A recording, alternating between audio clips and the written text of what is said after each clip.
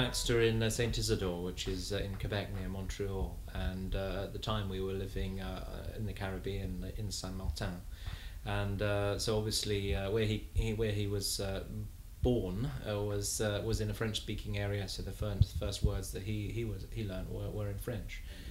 My wife and I are English first, but Monica my wife is bilingual, and I also speak French. When my wife comes home, she usually greets Baxter in French, a nice warm greeting, so bonjour mon petit garçon, quelque chose, something like that.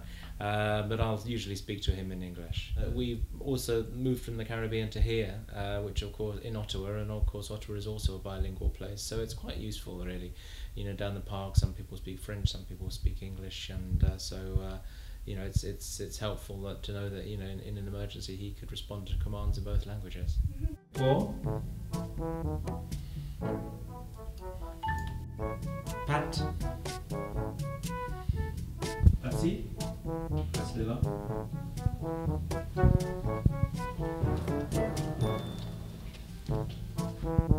Okay.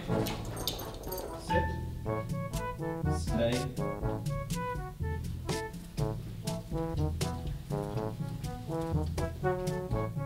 Okay. Well, we do value, bilingualism. It's being able to talk in two languages is very important. It enriches your life.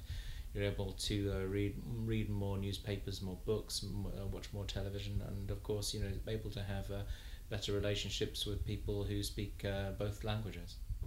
Great. Well, good 20 or 30% of our clients want to do French. We have people who train in German. We've had people train in Polish before. The actual language doesn't matter.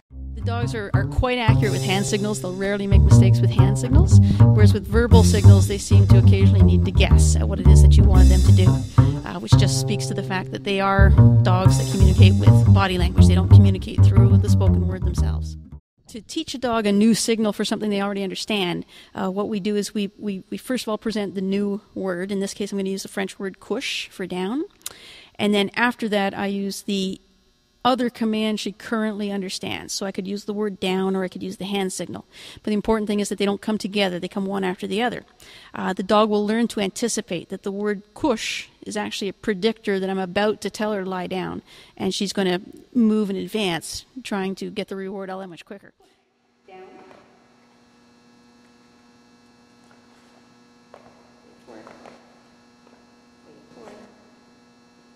Couche.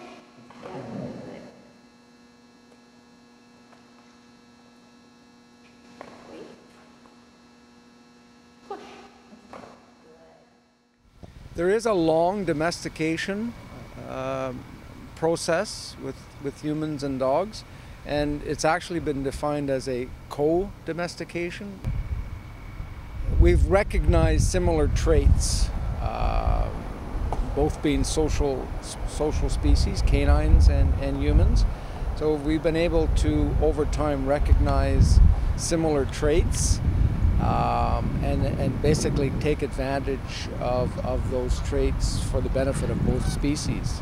Now the history goes back, there's some debate as to how far it goes back, but I have heard that it may go back as far as 100,000 years ago.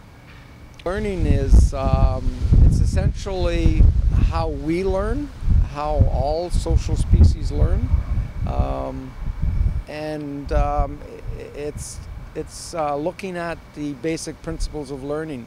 And here I'm talking about classical Pavlovian learning, which is associative learning. So basically it's by association. And this is how we train animals to do the things that we want them to do. And again, it's we really, if we want to understand how a dog learns, we need to understand basic principles of learning. Psych 101.